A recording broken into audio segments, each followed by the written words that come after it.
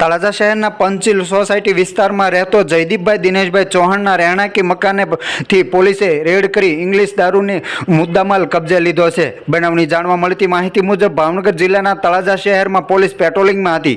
તે દરમિયાન બાતમી મળેલ કે તળાજામાં પંચીલ સોસાયટી વિસ્તારમાં રહેતો જયદીપભાઈ દિનેશભાઈ ચૌહાણ પોતાના રહેણાંકી મકાને ગેરકાયદેસર રીતે ભારતીય બનાવટનો વિદેશી દારૂ રાખી અને વેચાણ કરે છે તેવી ચોક્કસ મળેલ બાતમીના આધારે પોલીસ દ્વારા રેડ કરવામાં આવતા ઇંગ્લિશ દારૂની 180 ml ની સીલપેક કંપનીની બોટલ નંગ 40 કિંમત ₹12,000નો મુદ્દામાલ મળી આવ્યો હતો। પોલીસે જયદીપભાઈ દિનેશભાઈ ચૌહાણ વિરુદ્ધ ગુનો નોંધી અને આગળની તપાસ હાથ ધરી છે।